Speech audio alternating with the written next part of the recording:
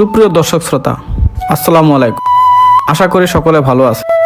আজকে আমি আপনাদের কাছে উপস্থাপনা করব একটি অসাধারণ গ্রাম নিয়ে, যে গ্রামটির নাম রূপনগর গ্রাম।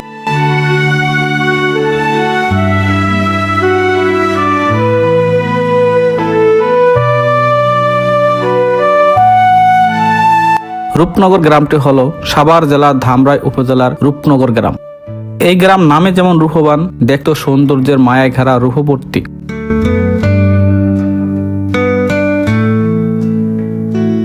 সাভার থেকে নাওয়া বাজার এসে নদীর ঘাটে ট্রলার ছাড়ে রূপনগর গ্রামে। আমি ট্রলারের অপেক্ষায় দাঁড়িয়ে রইলাম। ওপারে যে গ্রামটি দেখা যায় সেটি হচ্ছে রূপনগর গ্রাম।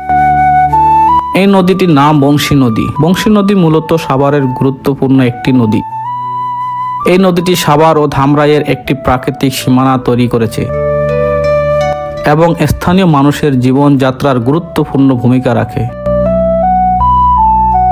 এই এলাকাটি একটু নিচু হওয়ার কারণে বর্ষাকালে পুরো গ্রাম পানিতে ডুবে যায়। তবে চারিদিকে জলরাশি এবং মাঝখানে রয়েছে সরু রাস্তা। নৌকা ঘাটে ভিড়তেই আমি উঠে বসলাম নৌকার উপর। নদী পারাপারের জন্য নৌকা ভাড়া নেওয়া হয় জনপ্রতি 10 টাকা করে। নৌকা থেকে গ্রামের অনেকটা অংশ দেখা যায়। মনে হচ্ছে এই গ্রামটি আসলেই সুন্দর।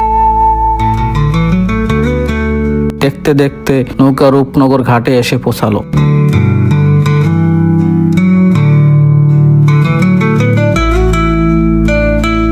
ঘাটে নেমে চোখে পড়ল একদল বেদের নৌকা ঘাটে বাঁধা রয়েছে। বেদেরা মূলত যাযাবর শ্রেণীর হয়। এরা বেশি দিন এক জায়গায় থাকতে পারে না, তাই এরা এক জায়গা থেকে অন্য জায়গায় ঘুরে বেড়ায় তাদের আপন মনে। গ্রামের সুন্দর গ্রামীণ পরিবেশের কারণেই প্রায়শই রূপনগর হিসেবে পরিচিত।